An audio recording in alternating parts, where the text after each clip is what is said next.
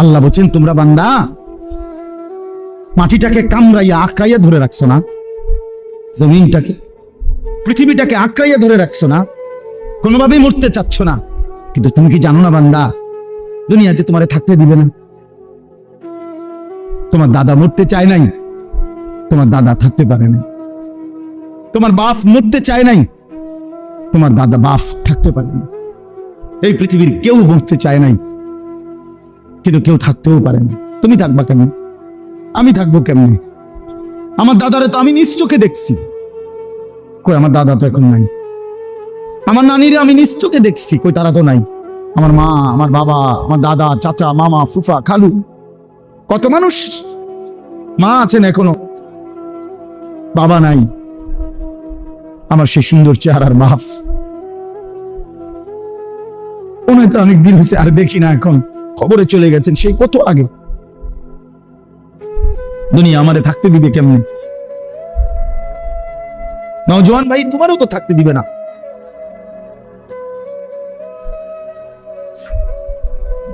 অতএব মেহেরবানি করে আমরা সবাই ভাবতে শিখি। মিয়া সাহেব, আমরা বেকুব না। তুমি মানুষের বেডি চাইয়া শেষ করে নিতেছো জিন্দিগি, আর আমরা বেউকুফ দেখতে চাই না। হ্যাঁ, তুমি কি মনে করছো?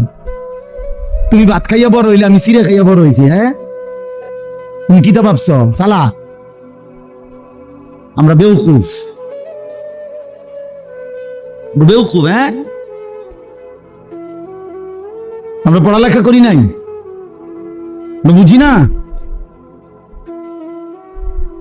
অনেক ছেলে পেলে আছে মনে করে দেখে খুব চাল, খুব চাল। বাবা চুল ফিরায় একটু পর পর ব্যারামের কারণে।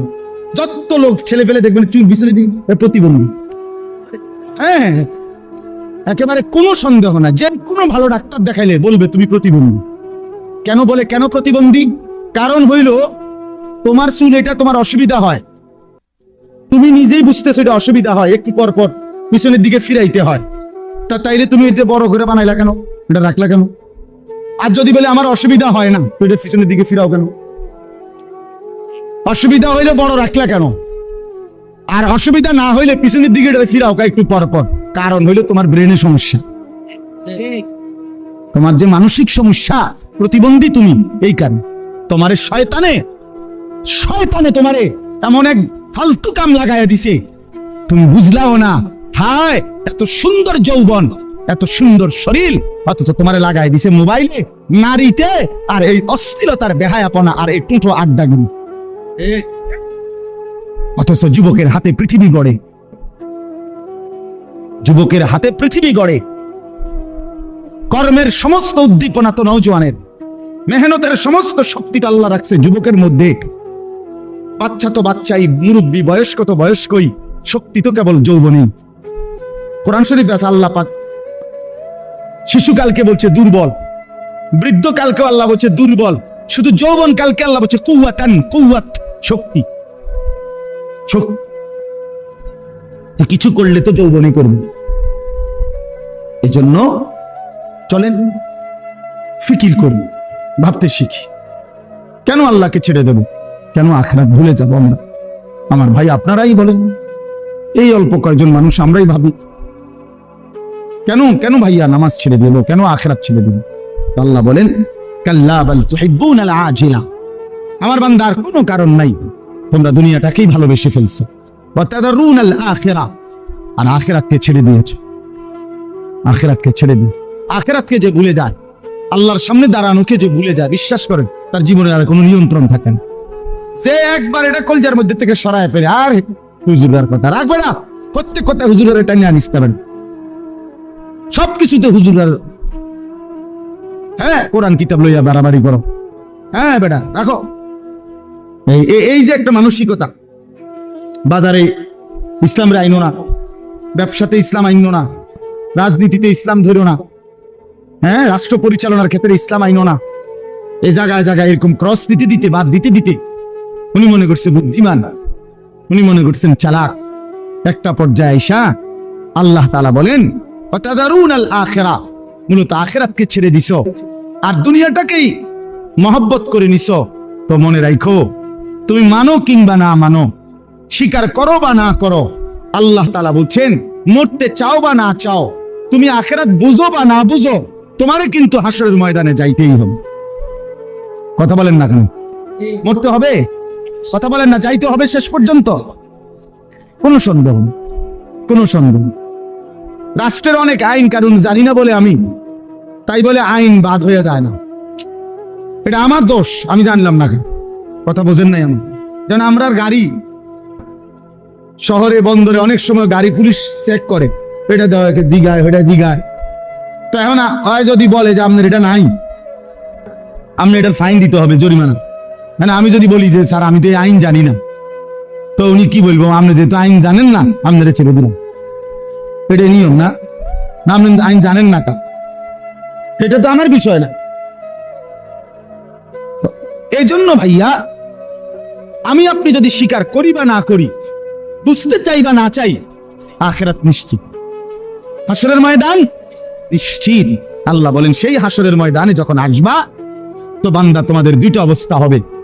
বুজুহুন ইয়াউমাইদিন নাযিরা, কিছু মানুষের চেহারা থাকবে হাস্যোজ্জ্বল, হাসি মুখ, ইলা রাব্বিহা নাযিরা, আর সেই হাস্যোজ্জ্বল চেহারার মানুষগুলো সরাসরি আল্লাহ পাককে দেখতে থাকবে। দুই, ওয়াজুহুন ইয়াউমাইদিন বাসিরা, কিছু মানুষের চেহারা থাকবে মলিন, মলিন হয়ে যাবে চেহারা। আল্লাহ বলেন, তাদুন্নু আন ইউফআলা বিহা ফাকিরা। এই সাংঘাতিক এই শব্দটার অর্থ, আল্লাহ বলেন নাফরমান হাসরের ময়দানে মলিন চেহারা হয়ে থাকবে, আর সে বুঝে ফেলবে আন ইউফআলা বিহা ফাকিরা, আজকে এই হাসরের ময়দানে আল্লাহর আযাব আর কোমর ভেঙে দিবে। পবিত্র কোরআনুল কারীমের 29 নম্বর পারা, কোরআনুল কারীমের 75 নম্বর সূরা, সূরাটার নাম হচ্ছে সূরা কিয়ামাহ, মানে কিয়ামত। এই সূরার নামই কিয়ামত। এই সূরার ছোট্ট ছোট্ট কতগুলো আয়াত, 20 নম্বর আয়াত থেকে 35 নম্বর আয়াত পর্যন্ত প্রায় 16টি আয়াত আমি আপনাদের সামনে ছোট ছোট্ট আয়াতগুলো পড়েছি। ইনশাআল্লাহ অল্প একটু সময়ের ভিতরেই এর তর্জমা আপনাদের কাছে শোনাইতেছি। যে কয়জন নওজোয়ান ছেলে বসছো ভাই, দয়া করে হাতে ধরা মোবাইল নিয়ে ব্যস্ত না থেকে আল্লাহর ওয়াস্তে অল্প একটু সময় আমাদের চেহারার দিকে তাকাইয়া মনোযোগ দিয়ে আল্লাহর কথা আলাদা আলাদা শুনলে ভালো হবে। ডানে বামে তাকাইয়া অথবা নিজের বন্ধুদের দিকে বারবার তাকাইয়া আল্লাহর কথা শুনলে কলিজা লাগে না, দিন বদলায় না। সাথের বন্ধু হাসি দিয়া উড়ায় না, বদলাইতে দেয় না। এটা বড় একটা মারাত্মক জিনিস। রাসূলুল্লাহ সাল্লাল্লাহু আলাইহি ওয়াসাল্লাম বলছেন, আল মারউ আলা দীনি খলিলিহি। নবীজি বলেন, প্রত্যেক ব্যক্তি তার বন্ধুর মতো অনুসরণ করে, বন্ধুর মত পথে চলে। ফালিয়ানজুর আহাদুকুম মান ইউখালিলু, অতএব তোমরা লক্ষ্য রেখো কাকে বন্ধু বানাচ্ছ। নবীজি বলছে, বন্ধু নির্বাচনে সতর্ক থেকো। সে তোমাকে আল্লাহর কথা মনে করায় না আল্লাহ ভুলায়, সে তোমাকে আখিরাতের কথা মনে করায় না আখিরাত ভুলায় দেয়। কোরআনুল কারীমের মধ্যে আছে, জান্নাতি বান্দারা পরস্পর গল্প করবে জান্নাত। তো গল্পের মধ্যে জান্নাতীরা দুনিয়ার গল্প শোনাবে, দুনিয়াতে কে কেমনে নেক আমল করছে, কে কিভাবে আল্লাহর বন্দেগী করছে, বিভিন্ন রকমের পারিপার্শ্বিক গুনার পরিবেশ থেকে কে কিভাবে নিজেকে বাঁচাইছে, এগুলো শোনাবে একজন আরেকজন জান্নাতের মধ্যে। তো এখানে আছে যে এক জান্নাতি তার অন্যান্য জান্নাতীদেরকে বলবে, আমার একটা বন্ধু ছিল পরিচিত দুনিয়াতে, সে সারাক্ষণ আমাকে আখিরাত ভুলাইতে চাই। সে বলতো আখিরাত হবে না, পরকালের মাঠ, বিচারের ময়দান, হাসর, এগুলো হবে না। সে আমারে এটাই বলতো, মাটির সাথে আমরা মিশে যাব,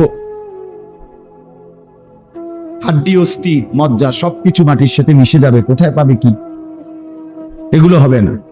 কিন্তু আমি খুব মজবুতির সাথে আমার সেই বন্ধুর খপ্পরে না পড়ে আমি আল্লাহর ইবাদত এবং আখিরাতের বিশ্বাস ধরে রাখছি। আজকে বিনিময়ে আমি জান্নাতি হইছি। তো কোরআন শরীফে আছে আল্লাহ তাআলা তখন এই জান্নাতীকে বলবে, হাল আনতুম মুত্তালিউন, তুমি তোমার ওই বন্ধুকে দেখবা এখন জাহান্নামে তার পরিণতি কি? তো সে বলবে হ্যাঁ দেখব। তো আল্লাহ তাআলা জাহান্নামে এই জান্নাত থেকেই সে জাহান্নামের দৃশ্য দেখবে, আর দেখবে ফাত্তালা ফারাআহু ফি সাওয়াইল জাহিম, সে দেখবে যে তার ওই বন্ধুটা জাহান্নামের মাছ বরাবর জ্বলন্ত আগুনের মধ্যে ঢেউ খাচ্ছে।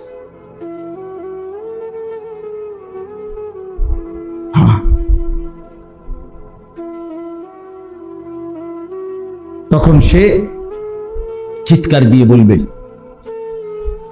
হায় আল্লাহর কসম বন্ধু, তুমি তো আমারেও বরবাদ করে দিছিলে যদি তোমার কথা শুনতে। ওয়ালাউলা নি'মাতু রাব্বি লাকুনতু মিনাল মুহদারিন, আমার আল্লাহর দয়া যদি আমার উপরে না হতো তা আমিও তো তোমার সাথে আজকে এই জাহান্নামে থাকতাম। আফামা নাহনু বিমাইতিন, এরপরে বলবে শোনো বন্ধু, মজার বিষয় হলো আর কোনোদিন তোমারও মৃত্যু হবে না, আমারও হবে না। তার মানে আমি জান্নাতে, আমার জান্নাতের আর শেষ নাই, তুমি জাহান্নামে, তোমার জান্নাতেরও জাহান্নামেরও আর শেষ। তুমি দুঃখে পড়ে গেলা, আমি সুখে পড়ে গেলাম, তোমার দুঃখেরও আর শেষ নাই, আমার সুখেরও আর শেষ নেই। এজন্য অনেক আয়াত আছে কোরআন শরীফ, রাসূলুল্লাহ সাল্লাল্লাহু আলাইহি ওয়াসাল্লামের বহু হাদিস আছে। অসৎ সঙ্গ, মন্দ সঙ্গ মানুষকে নষ্ট করে দেয়, বরবাদ করে। ওয়ালা তুতি' মান আগফালনা কলবাহু আন যিকরিনা, কোরআন শরীফে আছে আল্লাহ তাআলা নবীকে বলছে, বন্ধু তিন ধরনের মানুষের সাথে চলাফেরা করবেন।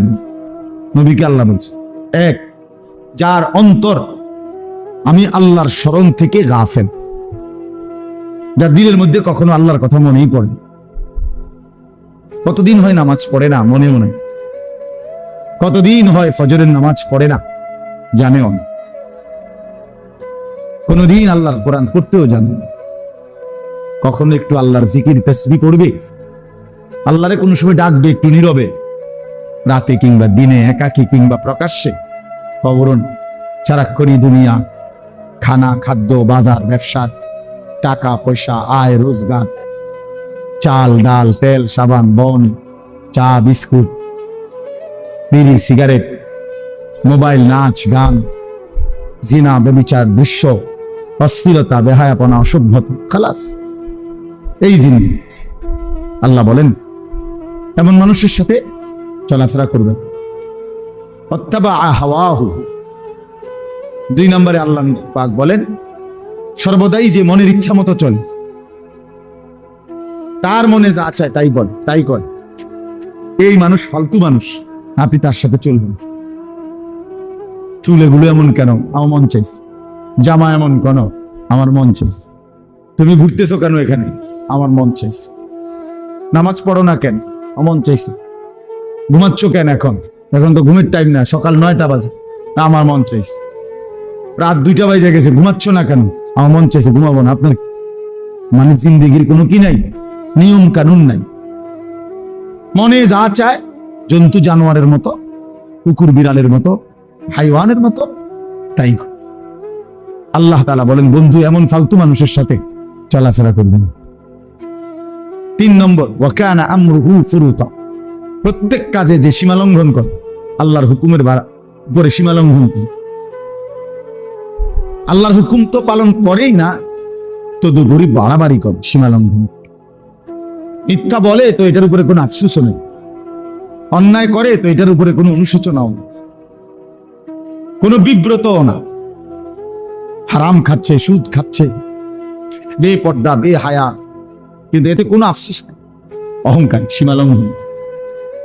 আল্লাহ তাআলা বলেন এরকম অহংকারী, অদ্যত্বপূর্ণ মানুষ থেকে চলাফেরা করবেন। ভাইয়া এই যে তোমরা যে মাঝখানে কয়েকটা ছেলে, দোস্ত এই তোমারে বলছি, অসুবিধা হলে চলে যাও ভাই, তোমরা উঠে চলে যাও। এই যে বয়স্ক 2 জন চাচার পিছনে যে তোমরা 3-4 জন ছেলে, ফাইজলামি ছাড়তে না পারলে চলে যাও বাবা, বাসায় গিয়ে ঘুমায় যাও, নয়তো গিয়া মোবাইল টিপো।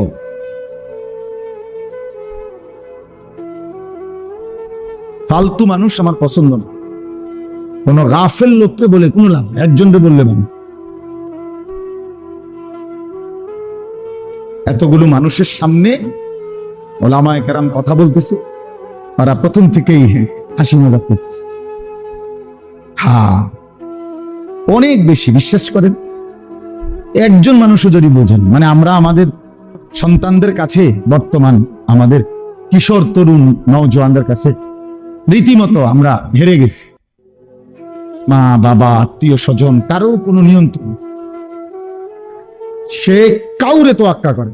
তার আল্লাহ আছে সে জানেও না, তার রসুল আছে সে জানেও না, তার কোরআন আছে সে জানেও না, তার ইসলাম ধর্ম আছে সে জানেও না, তার বাবা মার ইজ্জত আছে সেটা জানেও না, তার বংশের মর্যাদা আছে সেটা জানেও না। কিচ্ছুর সাথে কোনো যোগাযোগ নেই।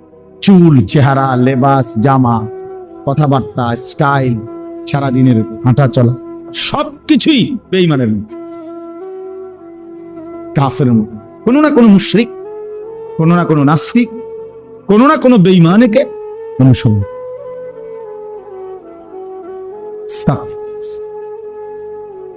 অনেক বেশি দুর্ভাগ্য এটা আমার, অনেক বেশি দুর্ভাগ্য, জানেন না? অনেক বেশি। বাবা মা জীবিত, অথচ আপন সন্তান 16 বছর, 14 বছর, 18 বছর বয়স, আপন মা বাবার ঘরে ঘুমায়, মুসলমানের ঘরে। 365 দিনের খোদার একটা বছরে কোনোদিন ফজরের নামাজ পড়েন। মা বাবা আছে অথচ। কত বড় জানোয়ার, চিন্তা করছে। এত বড় নিকৃষ্ট জানোয়ার মুসলমানের ঘরে কেমনে ঘুমায়? এত বড় দুশ্মন কেমনে মুসলমান হয়? একদিনও ফজরের নামাজ, ভোরবেলার এই নামাজ পড়তে মনও চায় না, জানেও না কোন সময় ফজরের আজান। এটা কি? এই মুসলমান কেমন মুসলমান? রাসূলুল্লাহ সাল্লাল্লাহু আলাইহি ওয়াসাল্লাম বলছেন, মুসলমান আর কাফেরের মধ্যে পার্থক্য নামাজ। সরাসরি হাদিস এটা। ফারকু মা বাইনানা ওয়া বাইনাল কুফরি আস-সালাত। সরাসরি নবীজি বলেছেন, আমাদের মাঝে আর কাফেরের মাঝে পার্থক্য নামাজ। আগা কাটান। আমরা তো বুঝছি যে আগা কাটলে কয় মুসলমান, আগা না কাটলে মুসলমান না। না, আগা কাটার লগে এটা সম্পর্ক। ওইটা তো খতনা করা, ওইটা একটা আমল, ইসলামের সুন্নাত আমল। বাচ্চাকে যে খতনা করায়, এটা একটা ইসলামের একটা আমল, নবীজির একটা আমল। কিন্তু কোন মানুষ মুসলমান না বেঈমান, এটা পার্থক্যের প্রমাণ কি বলেন সবাই? নবীজি বলছে, আল আহদুল্লাযী বাইনানা ওয়া বাইনাহুম আস-সালাত। নবীজি বলছে, আমাদের মাঝে আর মুনাফিকের মাঝে পার্থক্য, অঙ্গীকার নামাজ। মানে ঈমানদার নামাজ পড়ে, মুনাফিক নামাজ পড়ে, মুমিন নামাজ পড়ে, কাফের নামাজ পড়ে। রাসূলুল্লাহ সাল্লাল্লাহু আলাইহি ওয়াসাল্লাম বলেছেন, মান তারাকা সালাতাম মুতাআম্মিদান ফাকাদ কাফারা। নবীজি বলেছেন, ইচ্ছে করে যে নামাজ ছেড়ে দিল সে কুফরি করল, কুফরি করল, নাফরমানি করলো, বেঈমানি করলো। সে কি সাংঘাতিক কথা, চিন্তা করুন। এত বড় কথা শোনার পরে যদি কলিজা না কাঁপে, তার কারণ হলো, আসল কথা হইল, তার ঈমানের কোনো কদর, ইসলামের কোনো কদর তার কাছে নাই। সে যে মুসলমান এই পরিচয়ের কারণে সে আরো লজ্জিত। অনেক মানুষের চেহারা সুরত দেখলে বোঝা যায় উনি আসলে মুসলিম পরিচয়ের কারণে শর্মায়। হ্যাঁ, লজ্জিত। উনি মানে মূলত কইতারেন আর কি, মুখে ভিতরে ভিতরে উনি চেহারা, চুল, দাড়িবিহীন চেহারা, হ্যাঁ, লেবাসে, পোশাকে, চলাফেরায়, উপার্জনে, সর্বকিছুতে আল্লাহ এবং রাসূলের নাফরমানি করে শুধু মুখে সাহস করতে পারতেছে নারী, কিন্তু দিলের মধ্যে এটাই বোঝায় যে আসলে ইসলাম আমার মোটেই পছন্দ না, মোটেই পছন্দ। ছেলেরা, বাস্তবতাই এটা যে আমি সবসময় বলি, আত্ম উপলব্ধি বড় সম্পদ।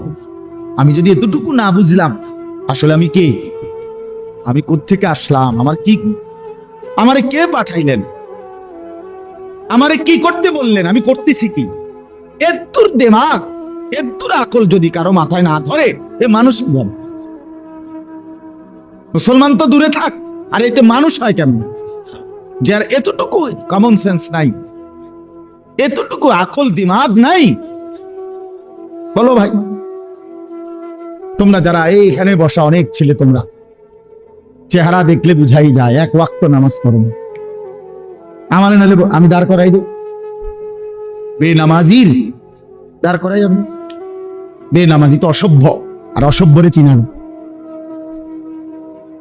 বেনামাজি তো নির্লজ্জ, বেহায়া। বেনামাজি তো জন্তু জানোয়ার, ওরে চিনা যায় তো।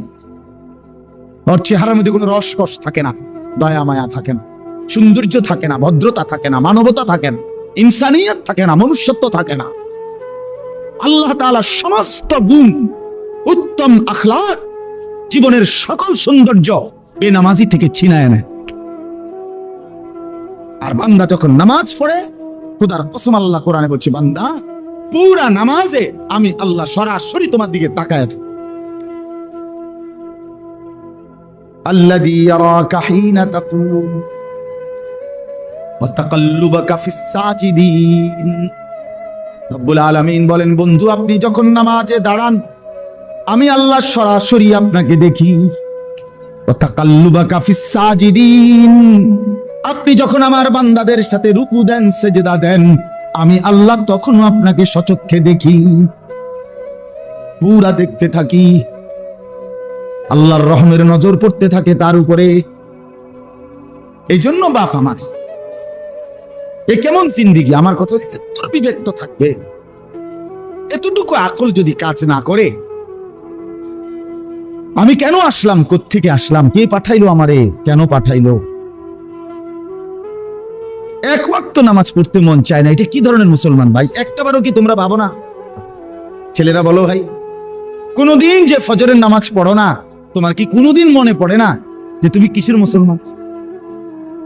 তোমারে কি লেগে মুসলমান বলতো? কেন, মানে কোন যুক্তিতে বলতো মুসলমান? 30 বছর ধরে যে সুদ খায়, এই হারাম করে কি লেগে মুসলমান কইতো? কথা বলেন না কেন? হ্যাঁ, 30 বছর ধরে যে মহিলা বেপর্দা, এই অসভ্য বেপর্দা নারীকে কেন মুসলমান বলতো? কি লেগা, মানে কি কারণে? মুসলমান ঠেকা পড়ে গেছে না, মুসলমান ঘাটতি পড়ে গেছে। প্রতিনিয়ত আল্লাহকে যে বৃদ্ধাঙ্গুলি দেখায়, প্রতিনিয়ত রাসূলুল্লাহ সাল্লাল্লাহু আলাইহি সাল্লামের সুন্নাতকে, দ্বীনকে যে বৃদ্ধাঙ্গুলি দেখায়, তারে কেন বলবে মুসলমান? বলেন, আপনার বিবেক দিয়া ভাবেন। শক্ত বললাম আর কি, কথাটা শক্তই বলে ফেলছি, ইনসাফের সাথে জবাব দেন, হয়তো দাঁড়াইয়া জবাব দেন, জবাব দেন। প্রতিনিয়ত, আরে একটা মানুষ তো হুচট খায়, একটা মানুষ ফিসলা খায়, একটা মানুষ পড়ে যাইতে পারে, ঠিক আছে, ভুল হবে, পিছলা খাবে, পড়ে যাবে, ভুল হবে, অপরাধ হবে, গুনাহ হবে। খোদার কসম, গুনাহ আমারও আছে, গুনাহ আপনারও আছে, এটা তো কোনো কথা না, দোষের কথা না। দোষ তো হইল গুনার উপরে লাগাতার ধারাবাহিক। এটা কোন ধরনের মুসলমান? আমার 6 মাসের মধ্যে একদিন জামাত ছুটে গেছে, হইতে পারে। আমার 10 দিনের মধ্যে, 15 দিনের মধ্যে, 1 মাসের মধ্যে কোনোদিন ফজরের নামাজ উঠতে দেরি হয়ে গেছে, সেটা তো হইতে পারে। কিন্তু লাগাতার প্রতিদিন এক জিন্দেগি, আপনি প্রতিদিন মিশা কথা কইবেন? কথা বলেন, এটা কি একটা যুক্তি হইল? বলো ভাই, আমার কথা তো এইটা না। ভুল তো আমারও আছে, ভুল তো আপনারও আছে, অপরাধ আমারও আছে, আপনারও আছে। আমি তো বেহেশতের থেকে ঘুরে আইছি না, কথা বোঝেন নাই? আমরা হিসাব দিতে হবে কিনা, আপনারা দিতে হবে কিনা, হুজুর দিতে হবে কিনা, তো এটা তো কোনো কথা। টেনশন হইল লাগাতার 30 বছর মিশা কথা কয় কেমনে, লাগাতার প্রতিদিন সুদ খায় কেমনে, প্রতিদিন ওজনে কম দেয় কেমনে, মুসলমানের ঘরে রঙিন টেলিভিশনে নাচ গান নর্তকী চলে কেমনে, এক মুসলমানের স্ত্রী ডেইলি বেপর্দা হয় কেমনে, মাইয়াটা প্রতিদিন বেপর্দা হয় কেমনে? এটা কি মুসলমান? এটা বাপটা কেমন, মা কেমন, সন্তান কেমন? এদের ইসলাম কোথায়, এদের আল্লাহ কোথায়, এদের আখিরাত কোথায়? বলেন, ইনসাফ বলেন ভাই। ছেলেরা তোমরা বলো মিয়া, কেন সেজদা দাও না? কেন নামাজ পড়ো না? কেন আল্লাহর কথা মনে পড়ে না? কেন এত বড় জালিম হলা? কেন এত বড় সীমালঙ্ঘনকারী হলা? কেন এত বড় অহংকারী হলা? কেন যে মনিবকে চেনো না? কোরআনুল কারীমের মধ্যে আছে, ইবলিসকে আল্লাহ বলছে, ইবলিস একটা সেজদা দিলি না, তুই তো অহংকার করলি। ফামা ইয়াকুনু লাকা আন তাতাকাব্বারা, তুই কি জানো না আমি আল্লাহর সামনে অহংকার করা সাজে না। আল্লাহ বলছেন একটি সেজদা না দেওয়াতে, খোদার কসম, সূরা আরাফের মধ্যে আছে, আল্লাহ বলছেন একটি সেজদা না দেওয়ার কারণে ইবলিসকে আল্লাহ বলছে তুমি অহংকারী। আর আল্লাহ বলছেন আলাইসা ফি জাহান্নামা মাসওয়াল লিল মুতাকাব্বিরিন, আল্লাহ বলছে কোরআনে সমস্ত অহংকারীদের ঠিকানা শুধুই জাহান্নাম। ভাইয়া শুধু ওয়াজ না, গতানুগতিক একটা মাহফিল করা দরকার ছিল, এই জন্য মাহফিল হলো। প্রতি বছর আমরা একটা ওয়াজ হয় দেখিয়া হইল না রে ভাইয়া, জীবনটা এতটুকু হলে হবে না। আল্লাহ আনাইছে, আল্লাহ বসাইছে, আল্লাহ তৌফিক দিছে বলে আমরা বসছি। এই জন্য যে কয়জন বসছেন, মাঝ বয়সী, বয়স্ক, নওজোয়ান কিংবা পর্দার আড়ালের কোন মা বোন, আমিও আপনিও চলেন ভাবি, আখিরাত ভুলে গেলাম কেন? আল্লাহকে ছেড়ে দিলাম কেন? রাসূলুল্লাহ সাল্লাল্লাহু আলাইহি সাল্লামকে ভুলে গেলাম কেন? আমি প্রায় বলি জানেন, আমাদের কাছে 4টি নিয়ামত আছে সর্বশ্রেষ্ঠ। এক, আমাদের রব আল্লাহ, আমাদের নবী মুহাম্মদুর রাসূলুল্লাহ, আমাদের কিতাব কোরআন, আমাদের ধর্ম ইসলাম। এই 4টাই সর্বশ্রেষ্ঠ। কি বলেন? আল্লাহ সর্বশ্রেষ্ঠ কিনা? আমাদের নবী মুহাম্মদ সর্বশ্রেষ্ঠ কিনা? কোরআন সর্বশ্রেষ্ঠ কিনা? ইসলাম সর্বশ্রেষ্ঠ কিনা? তাহলে 4টি সর্বশ্রেষ্ঠ নিয়ামত যার কাছে আছে, তে নষ্ট হইল কেন? প্রশ্ন হইল, কিসের অভাবে তুমি নষ্ট হয়ে গেল? কি ছিল না বলে? কি পাও নাই বলে? বলেন, ইহুদিদের কাছে কোনো সঠিক আসমানি কিতাব যেটা আল্লাহ নাজিল করছিলেন মুসা নবীর উপরে, খোদার কসম সারা পৃথিবীর বর্তমানে যত ইহুদি, তাদের কাছে সেই কিতাবটা নাই। যেটা আছে সেটা ভুল। খ্রিস্টানদের কাছে, সারা পৃথিবীর যে ইউরোপ কান্ট্রির যত খ্রিস্টান, এই আমেরিকা বলেন, লন্ডন বলেন, ইউরোপ বলেন, কোন খ্রিস্টানের কাছে, জাদুঘরেও চ্যালেঞ্জ, এটা প্রকাশ্যে বললাম, তারাও স্বীকার করে তাদের কাছে আল্লাহ কর্তৃক নাজিলকৃত যে আসমানি কিতাব ইনজিল ঈসা নবীর উপরে নাজিল হয়েছে, যেটা, এটা নাই। আসলি কিতাব নাই তাদের কাছে। যেটা আছে এটা তাদের বানোয়াটি, তাদের নিজেদের রচিত। ঈসা আলাইহিস সালামকে আসমানে তুলে নেওয়ার কমপক্ষে 600 বছর পরে, আরো পরে, এটা নিজের বানায় লিখছে। সকালে একবার ঠিক করে, বিকালে একবার ঠিক করে। হ্যাঁ, মন মতো ঠিকঠাক করে। আসমানি কিতাব আবার ঠিক হয় কেমনে? এটা তো ঠিক হইয়াই নাজিল হয়েছে। কথা বুঝেন নাই আপনি? আচ্ছা, হিন্দু ধর্মের কোন বই একটারও কোনো আসমানি কিতাবের সাথে কোনো সম্পৃক্ততাই নাই। এগুলো তাদের কারো না কারো বানানো। এই রামায়ণ, ভগবত, বেদ, পুরাণ, গীতা, এগুলো এদের বানানো, কিচ্ছা কাহিনী, গল্প, এই আজে বাজে কথাবার্তা যা আছে আছে। আচ্ছা যাক, কিন্তু আসমানি কিতাব না। কথা বুঝেন নাই কি? তাইলে কারো কাছে, শুধুমাত্র খোদার কসম, মুসলমান ব্যতীত গোটা পৃথিবীর কারো কাছে আল্লাহ তাআলার পক্ষ থেকে নাজিলকৃত কিতাব নাই। শুধু আছে আমাদের কাছে একমাত্র।